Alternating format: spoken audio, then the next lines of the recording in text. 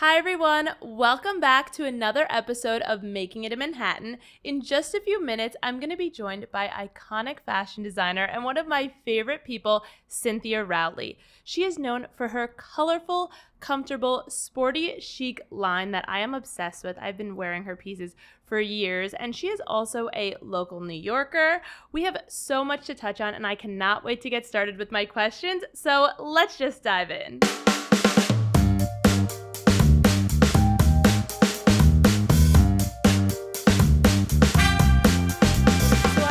One of my favorite people, Cynthia Rowley. Thank you so much for joining us today. I'm so happy to be here. I'm so excited to just chat with you. Even before we started recording, I was saying there's so many things I want to ask you. We have a lot to catch up on. So we have a lot to talk about. So I'm just going to dive in with my first question, which is, growing up, when did you first realize you wanted to pursue a career in fashion? Oh, well, that's sort of two different stories. Okay. Growing up, I started sewing when I was 7 and making clothes. And, my mom is an artist. And so I always grew up creating things. But then I went to art school and I didn't know anything about fashion. I didn't know anything at all until I saw Brooke Shields in the Calvin Klein commercial. And my friend said, "See that guy, Calvin Klein? He's a fashion designer. That's what you should do because you sew and you draw and you could put it together."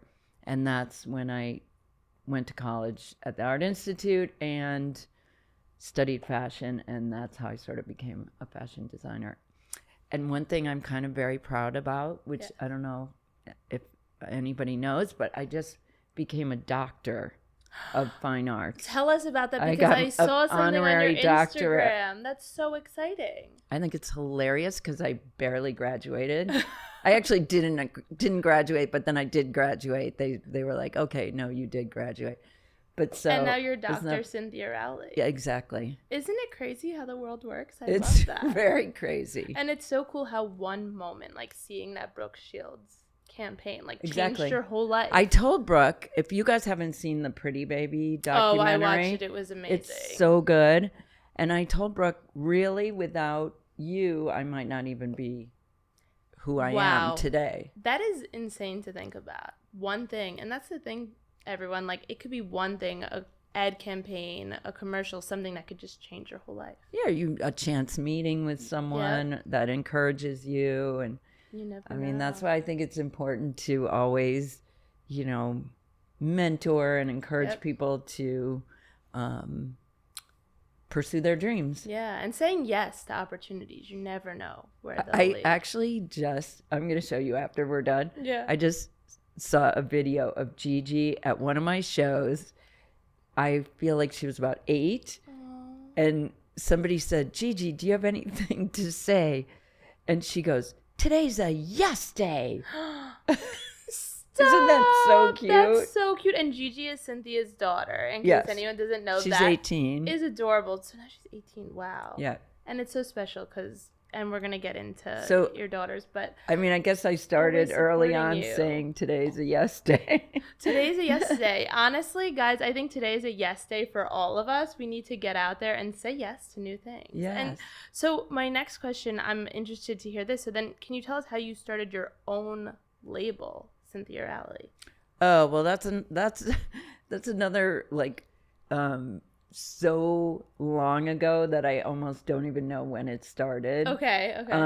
But I was in college. I was on a train. I was on my way to school. A woman came up to me and said, "I love your jacket." And it was one that, "Where did you get it?" I said, "I made it." And she was like, "Here's my card." She was a buyer for a store. Wow. She goes, "Come to my office Monday with your collection." I didn't know really what that was. I sewed all weekend, brought 5 things, showed them to her, held up one, and she goes, "Oh, that's cute. Now what's the style number on that?" And I was like, 1. And then what's the style number on this one? I was like, 2. And then she was like, "Let me guess, 3, 4, and 5.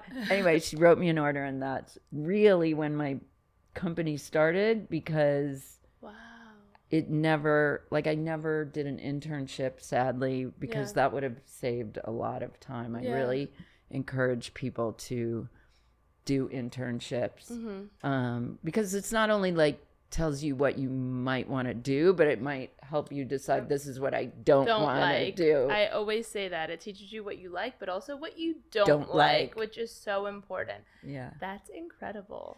So I've never had a real job. I've never had a resume.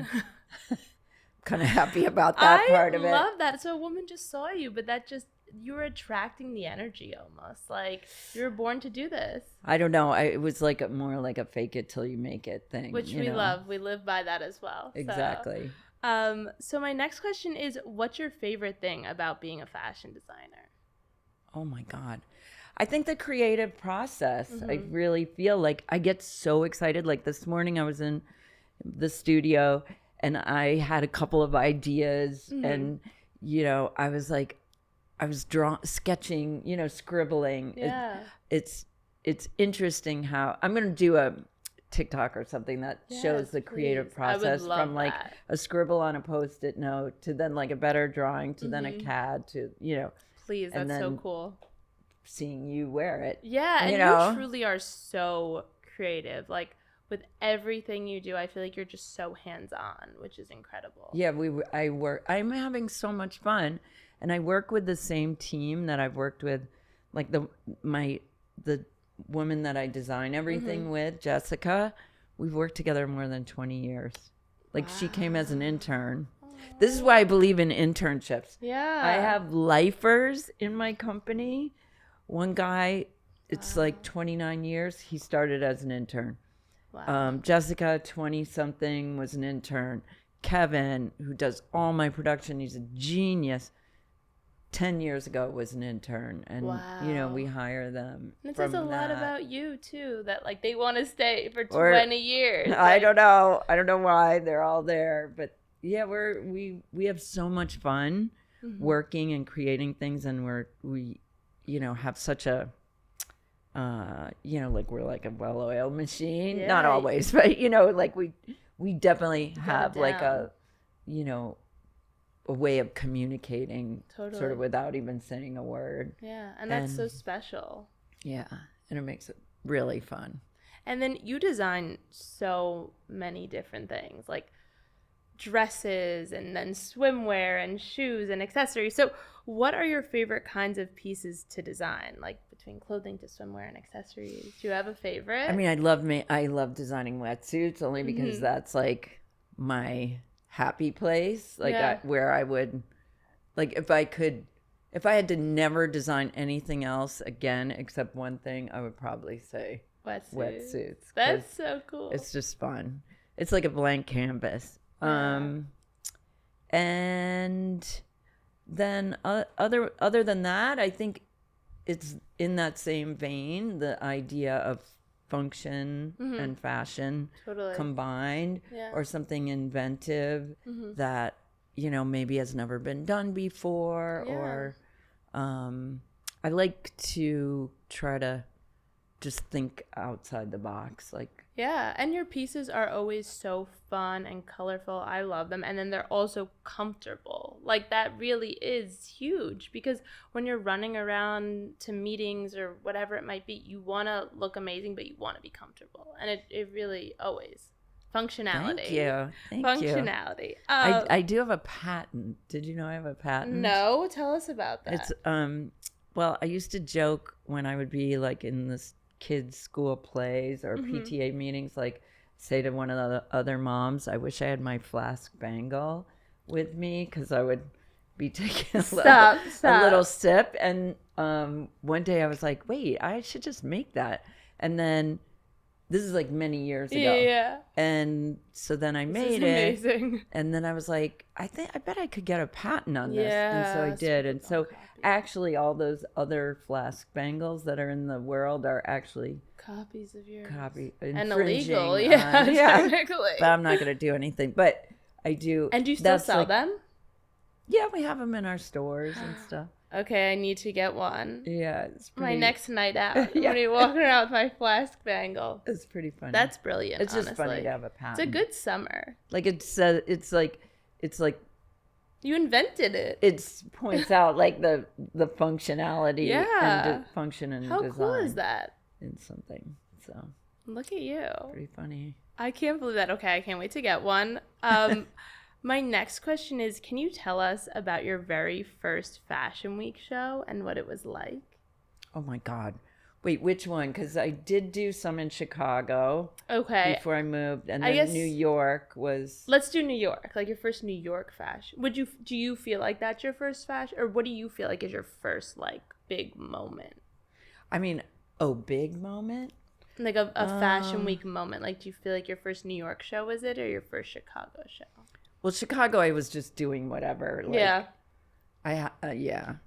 I can't even go there. They were so crazy and so disastrous, but I was like, wow, that was amazing. Aww. But I guess I showed in Bryant Park the first You did. season that they ever had the tents in Bryant Park. That's so And that was pretty special. scary. Mm-hmm.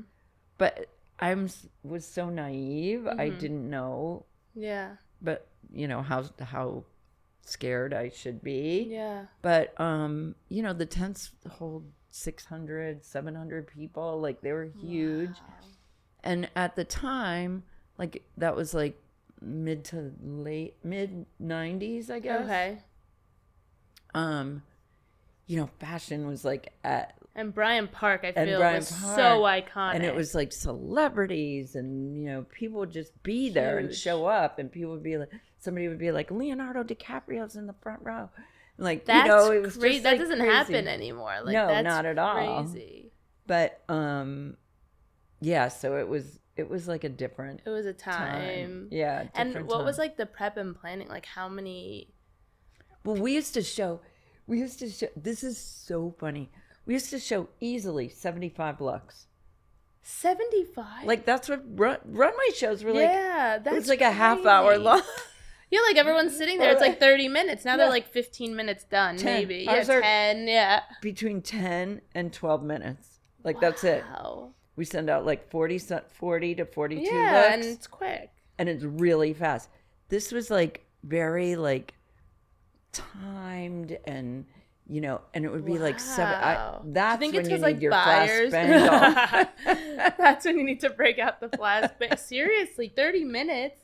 Do you think it's because like buyers were there and stuff, and it was more? Yeah, like, it was. I mean, it was a whole different audience. Yeah, it was a different vibe. So now I want to talk about today, though, because like your shows today are so iconic. So every season you put on the most creative shows. So from swimming pools to comedy shows, your Fashion Week shows are like, I look forward to them so much just because they're so creative and different.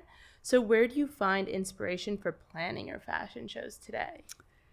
Well, first of all, thank you for always supporting Always, and coming. It means a lot. I always. always see you all decked out. And I know you're like running from show to show and changing in 2 seconds In the back of the Uber. Exactly. So that you can, represent, which I really appreciate. Always. I always have had I always think that it's important to, if you're asking people to come and take time out of their day and go to your venue, to your event, you better entertain them. It better be something like worth their time. Totally, yeah. And so, like, otherwise it's it's not about ego. It's not about like, look what I'm doing. Don't you all love me? It's more like, I'm so grateful you're here. And so I'm going to do what I can to like make this fun and That's so entertaining. nice. Entertaining. So we've done, like, I did a giant pop-up book once in Gotham Hall where this big wall fell and all these trees popped up, and then a model walked out patting herself down like she had been in the pop-up book for years. That's so cool. But we didn't know if it was gonna work. Yes, or not. yes. I had another time a plywood runway, like 80-foot runway, and if you looked up, there was a big white drop cloth, and as the show started, the drop cloth fell about 60 feet, but it was on 4 wires, but that's it. That's so and we didn't know cool. if this was going to work. And it fell and landed perfectly on top of the plywood runway. and the girl walked out like with air still under the That's drop like cloth. chills. It was so oh my epic. God. And like minutes before the show started, the stylist was begging, please don't do it. The models are going to fall. It's going to be a disaster. You're going to get sued. Like, she was freaking out. I was like, no, it's going to be fine. We're doing it. That is so we've done like cool. a lot of crazy things. And you take risks. Like, you're not afraid. Like, everyone's telling you don't do it. And you're like, it'll be fine. It'll be fine. Like, at least it'll be memorable. Yeah. Even if it's like, bad, it'll be memorable. Even if it's bad, even if it's... Yes. And there's no dress rehearsal. There's no rehearsal at all. So, like, you'd really never know. That's epic. And do you have, like, a favorite show or moment that... I mean, I know you just talked about a few, but was there one show that, like, stands out to you that you're like, wow, this was incredible? Well, every show...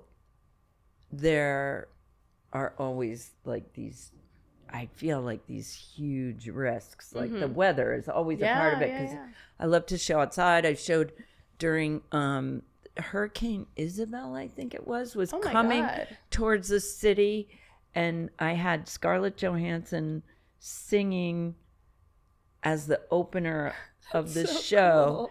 And it was so windy and so chaotic. That is epic. That I was like, I don't know what's gonna happen, but we're going for it.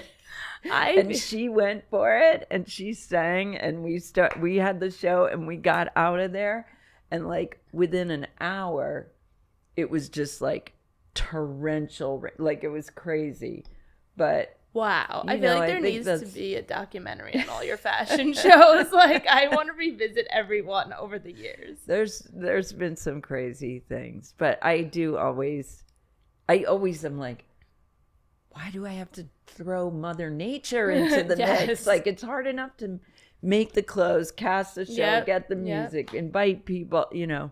That's now hard Mother enough. Nature. And then throw in like, oh, we might have a tornado or a hurricane. You never know. There's been a few hurricanes actually that have breezed over. You make it work though, man. Like, it always seems effortless, really. Like, I can remember the roller skating show, and that's because our shoes didn't show up. No way. Our shoes didn't show up, so I was like I don't even know that. Like, that's so cool. I was like, what can we do? It was epic. And so we put on every Facebook page that was about roller skating. We did a casting, and we had like so many girls show up with their skate. We were like, come bring your skates. Cool. We want to see what you can do. Mm-hmm. And you could tell like there were these beautiful models that would show up with brand new skates, and I'm like, all right, let's see what you can do. And they'd be like robots, you know. Stop. They just wanted to do the show. Try to get into the show. Oh. But then like epic skaters. They were amazing. That was like, that show still, I can remember it so clearly because I didn't know that it was going to be roller skating. So I'm sitting there like waiting for it to start. And then all of a sudden like a pack of women just come barreling barreling in these roller skates, and it's so like the energy and the presence, it's just so incredible. Well, because I want it to be like, even though you're dressed in a pretty dress, why couldn't you just throw on a pair of skates and go and skate somewhere? Or get your skateboard, or get on your surfboard, or get on, you know. I love that. It shouldn't stop you from having a good time and having a big adventure. I love that. No, and you make it look effortless every time. I can't wait to see. Definitely not, but I'm glad it looks like that. I can't wait to see what you do next season. I will be reporting back on the podcast. I have an idea, but I'm not sure. I can't wait. You'll have to, after this, when the mics are off, you'll have to give me a sneak peek. So my next question is, the fashion industry has changed so much over the years. So where do you look for inspiration when designing to keep evolving and growing your brand? Well, I mean, I don't know where, like, the ideas are the easy part. Yeah. You know, it's like there's a million ideas every day. Yeah. Sometimes we high five each other. We're like, oh, I love God, high five. You You're know, so like we cute. get I so love it. excited about something Yeah. that's like a twist on something else that we've done.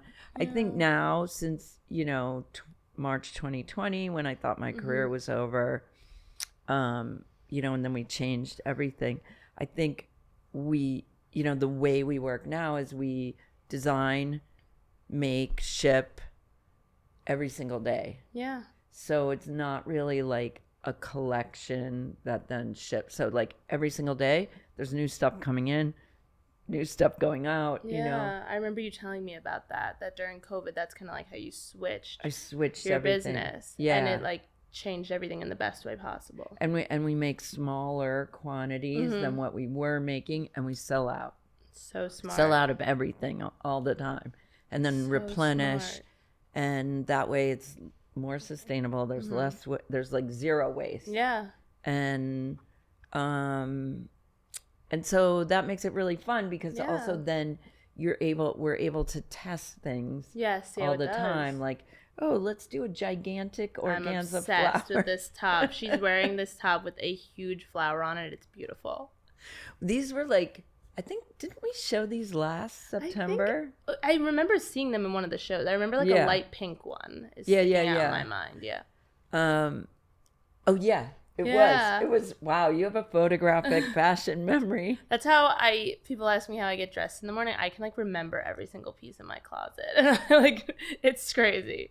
And pretty much know where most things are on a good day. Well, I always say that your closet is like a scrapbook. Yeah. Because you can take something out and you remember all the good times you had wearing it. Absolutely. And that's why even if something, you're not wearing it anymore, or it doesn't fit, or whatever, it's good to keep it, because it's like a scrapbook. It's hard for me to get rid of things for that reason in particular, because I have pieces that I associate with certain things. Yeah. That, I wore this to maybe like your fashion show and like it was a very big moment, or I wore this to whatever it might be, like a special moment, a special event, and you never want to get rid of it because of that. It really is, it's your memories. Yeah.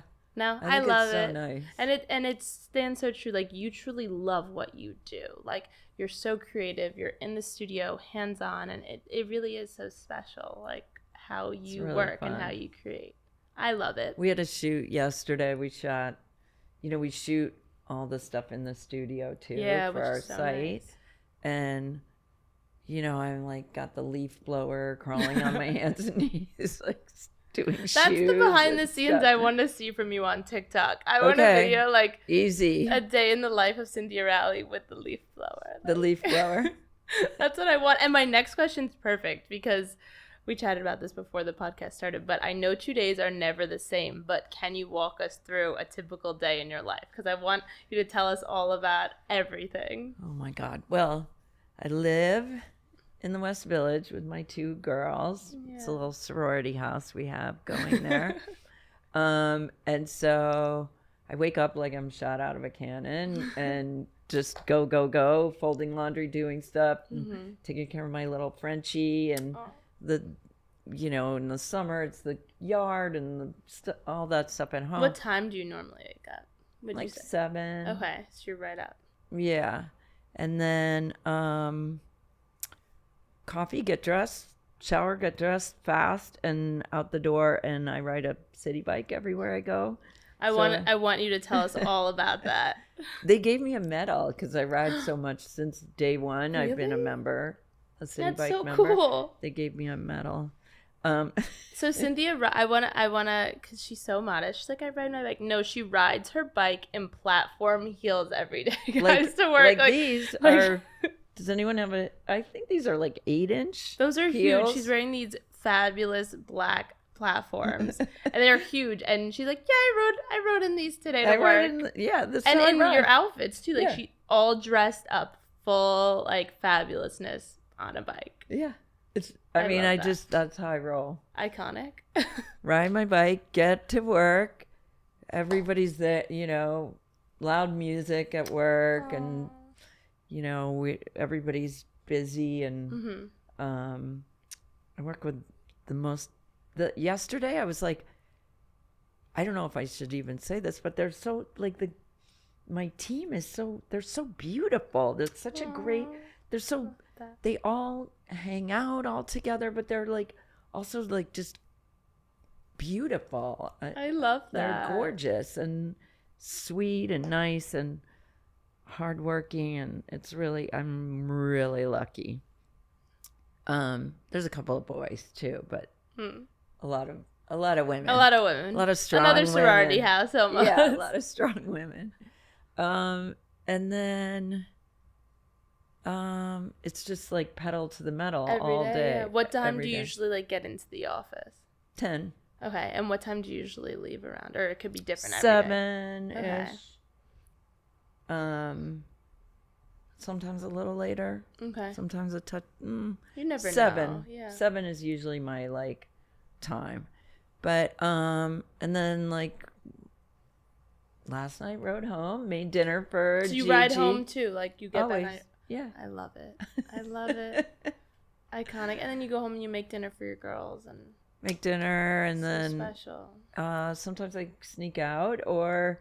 There's events. Yeah, there's of course, a million and you're events. always out and about. Yeah. So, a lot of nights I just go straight to an event and then come home, hang out, and start all over. I love it, and I know this isn't like in your daily routine, but you need to tell us about your eyeliner. You need to tell us about your eyeliner. Oh, I left that out of my daily routine. You did, and I was waiting. I was like, eyeliner? I mean, I think you can Google it. Really? People have written about it? Yeah. I'm obsessed. I think a lot, actually, that I use Sharpie for eyeliner. So Cynthia I've uses tried Sharpie. so many other, like, real beauty products. I don't know. I just get a nice, clean, very black, dark line with Sharpie. When did this start? I think I was in a pinch. I was in a pinch. I was at work. I love a Sharpie anyway. Mm-hmm. And I was like, oh, just do, and then I was fine. Yeah, it lasted. It looked good. Yeah. And so then I met some people from Sanford, the company that makes Sharpie. Oh. And I was like, hey, guys, could you just, let me Is this know? okay? Is this okay? Am I going to go blind or whatever? And they're like, yeah, we can't condone it, but it's totally fine, non-toxic. So Oh, okay. it's been about Sharpie 10 should or sponsor 15 you. years of me doing it. So I think I'm probably okay. Hey, and it lasts. Like, it always looks good. And I think one time, like, I went up to you, I was like, oh, I love your eyeliner. And you're like, it's Sharpie. I think that's how it started. And then I knew, I was like, oh my gosh. You're like, it's always Sharpie. Always Sharpie. So if you see Cynthia, she has Sharpie eyeliner. Well, because if you have one thing in your, my bag is like 4 it's little. inches Yeah, by it's 4 such inches. a tiny bag. And if you're going to have one thing in there, you have a Sharpie, it's makeup and a Double. something to write with. So multi-purpose. Yeah. We love it. Sharpie should make an eyeliner. That could be the next thing. Let's do it. So my next question is, if you could go back and tell yourself one thing since starting your career, what would it be? Oh my God.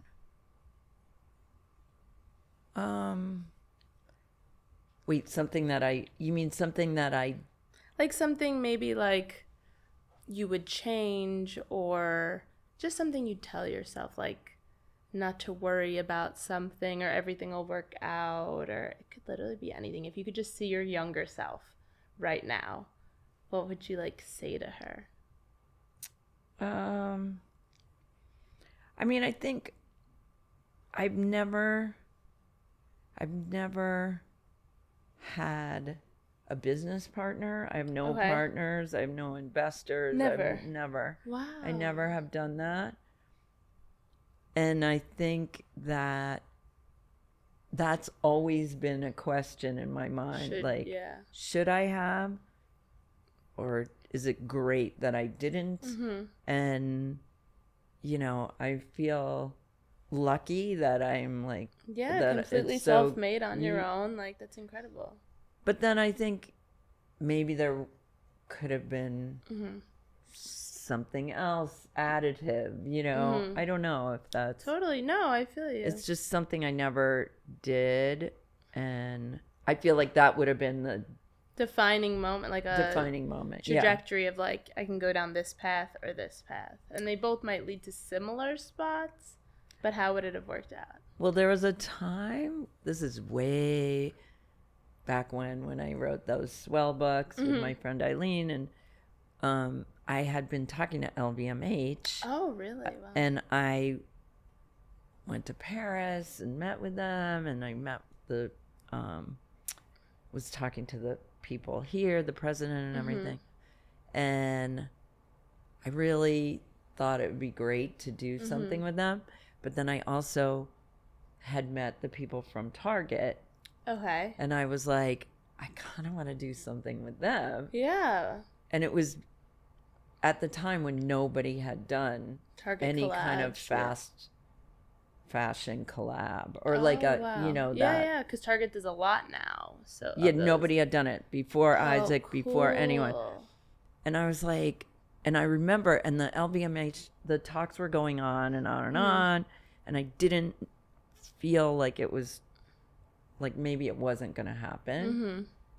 And so I went to the guy who was the president at the time, and I said, I think I'm going to do this thing with Target because I really believe in that idea of high and low, and Yep, that me too. people shop Definitely. in different ways, and that great design can add value without adding to price. Yep. You know. Agreed. And he was like, okay, well, if you do that, then we're done. And so then I had to decide, and I think that was like, you know, like that's sort of representative, I guess, of that defining moment. Yeah. fork in the road. That, absolutely. You know, I don't know. That would have been one thing. But I guess I would tell my young self, like, go with your gut. Yep. You know? Absolutely. And you followed your gut all this time, and so far so good. It's starting to get the hang of it. It's worked. Hey, this fashion thing is starting to work. And you stayed true to yourself. You never like compromised who you were or yourself. Right? I mean, I just think it's like, if you can tell the story that you know, I'm trying to think of a good example, but like if you're doing a partnership or collaboration, and you can authentically tell a story, totally, then do it. Yep. If it doesn't make sense and you can't tell that story in a genuine, passionate way, then don't do it. And that's so true, and I think that reigns through in so many different aspects of the fashion industry.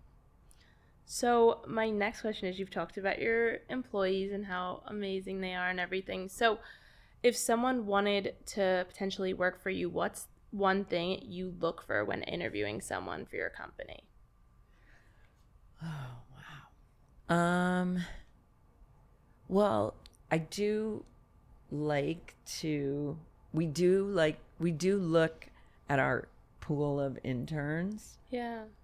And say, is there someone that's graduating or someone that, we've seen fits into the culture here. Yep. And so I think that's one thing that we look for is like someone that fits into the culture. Yeah. But I think it's just like a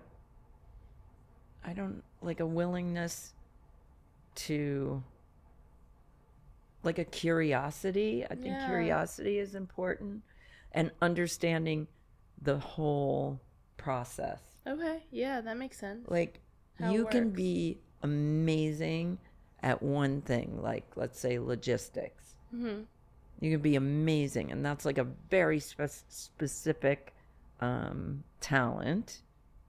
But if you don't think about how it fits into the whole, then I think it probably won't work. Yeah. So it's really, I think, being good at one thing, being curious about everything else that's happening, the entire universe of the company, and then sort of being willing to come up with ideas that maybe can make things better. Totally. I really don't like when people say, well, this is how it was done before. I'm like, no. It needs to keep growing, Exactly. evolving. There's always something new to change. Yeah. I think that's a well, great... how do you think it should be done in the future? Yeah, how should we be doing it 5 months from now? Exactly. Yeah, I think that makes perfect sense. So outside of your work as a designer, what are other things that you love to do? Well, I'm a little bit of a daredevil. Mm-hmm. I have a little bit of an Evel Knievel. People said once you have kids, you're not going to want to do that dangerous thing, whatever it is. Mm-hmm. And no, that didn't last at all. Yeah. Now I just make them do it with me. So I love that. I love to surf. I mean, that's my happy place. Like right now it's summer in Montauk and perfect. I love it. And I'll kind of go anywhere to do it. So I love to travel. Mm-hmm. I mean, I really love to go with my girls. They're so much fun. And so I think travel with surf, travel with adventure, travel with Gigi's the youngest person to ever scale one of the Himalayan foothills and camp overnight. That is when so she was cool. 9. Oh my God. It was bad. It was bad. But anyway, I mean, it was good. It was memorable. Memorable. You'll never forget it. We had to carry her down. She had altitude sickness. It was, oh my God. I mean, she was fine. She was okay, but But now they like to go to bougie places like Aspen and St. Bart's. I traumatized them with my travel. They're like relaxing vacation. And you also do your Cynthia Rowley surf camp. We do every surf year. camp. I'm so excited. Can't wait. We do it every year in Montauk. We take about 20-something influencers, and you have to have never surfed before in your life. I love that. So I might have someone in mind who's going. I can't wait. Guys, it might be a little embarrassing. I'll keep posted. No, I've never surfed. Nobody has. I'm so happy about that. That's the whole thing. I had to tell Serena Kerrigan, no cocktails at dinner unless you get in there and at least try one wave. She did it. Okay. She killed it. Reward. Yeah. Reward for surfing. So, so we do surf camp every summer in Montauk. And now I think we might do one in the winter. Oh, that's in fun. Mexico, maybe. Oh, that's so cute. That's such a fun idea. And why not? You love it. So, I mean, it's an excuse might as well keep doing it. Go somewhere warm. Yeah. Right after Fashion Week is a little reward. Yeah. That'd be perfect. Yeah. And take some girls. That'd be so fun. Aw. So my next question is, what is your biggest piece of advice when it comes to balancing your work and your personal life? I think, I mean, that's really that. Those are my two. That's all that matters to me. Yeah. Being responsible and excited and loving what I do for work. Yeah. And then being there for my girls. So I think I really just try to, if they need anything, they call me during the day, whatever. It's just sort of incorporating it all into the day. And, it gets a little crazy sometimes, taking care of things at home and taking care of things at work. But, I sort of thrive on chaos. I'm not averse to... if I don't have a lot of stress, something's wrong. I kind of don't know how to live. It's I'm not good at relaxing. Period. And so, it's just you make prioritizing each thing and just kind of compartmentalizing, what needs to be done. get it done. No, it's inspiring. Honestly, you have such a great relationship with your girls, and I'm so lucky. it's inspiring for others out there as, building your brand. You can also have a family and make it work and everything. I mean, I learn so much from them every day, and they, sometimes I learn the hard way. They're like, they make fun of me, like. But I it's great. So I'm wondering, what advice would you give to someone who is an aspiring fashion designer today? I mean, I think it's a great time to start something. I think everybody should do. If you have that passion, and like, if that's the thing that makes you the happiest, like, don't do it. You have to do it and know that you're going to have to sacrifice everything to make it work, because you kind of do. Totally. And, it's going to be hard, and you're going to get doors slammed in your face, and you're going to have to figure out other ways to do things. It's not for the faint of heart at all. But if that's what you want to do, I feel like there's never been a better time. Yeah. There's so much access to information, access to an audience, and so much love for self-expression that I think just do it. I love that. I agree. Go after what you love. Don't wait. You don't want to have any regrets. Yeah, just do it. Yeah. Oh, wait, I think that's somebody has that line. But go for it. Just go for it. Just go for it. So my next question is, who has been your biggest inspiration throughout your career and why? I mean, I really think it's just women in general. I love that. It's not any one, definitely not any one source or anyone. Like, I always envy people who would be like, oh, it's Ally McGraw in The Getaway or whatever. Like, they name one some person. Yeah, like some. Totally. No, it's just, I just love, I'm like, who inspires me? New York City. Oh, I really feel that. like I'm so in awe of this city, and always have been and always will be. And that includes, like, so many women that are just here being cool. Yeah, being themselves. Yeah, I love it. I feel like it's just women in general. I agree. Women in New York. And New York. Perfect. Is there anything new or exciting you're working on that you can tell us about? Or to look forward to?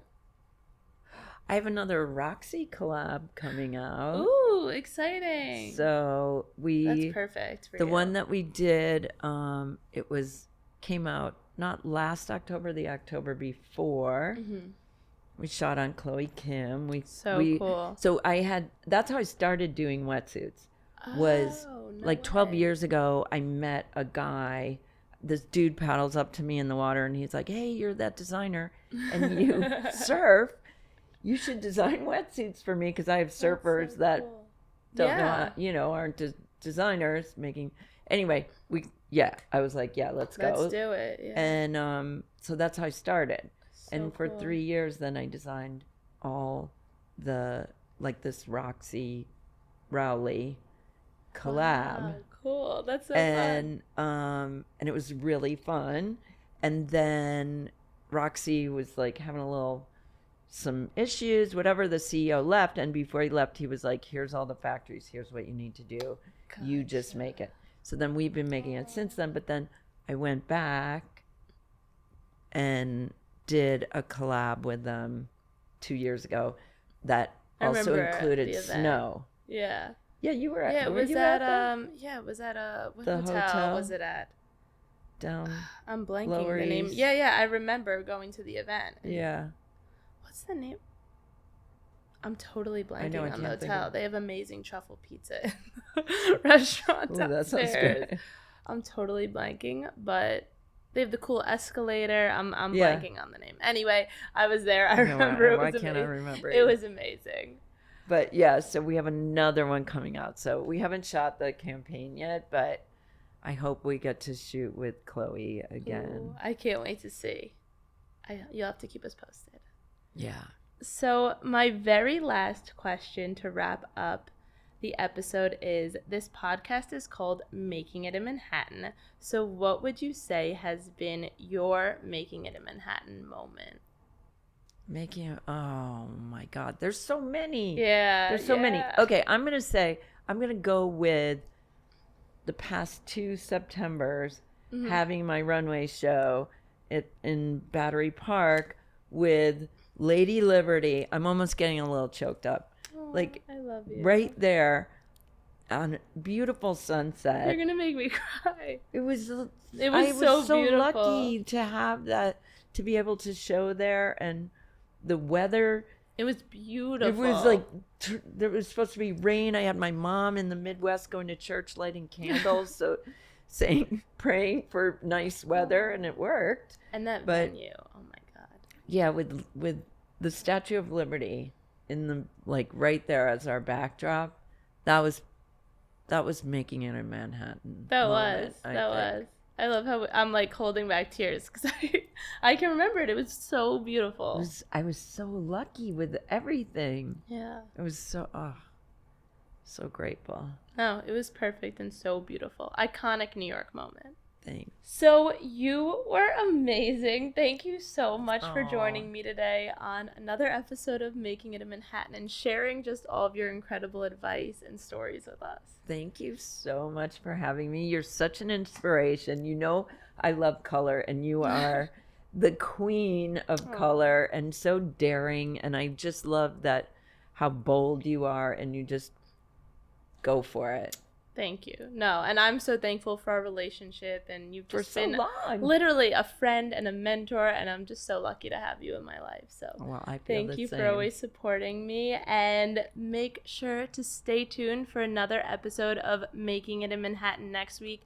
Leave us a comment. Let us know what your favorite part of the episode was. I was cracking up, laughing. I was crying. There were tons of emotions. I loved it. So make sure to stay tuned, and I will see you guys next week.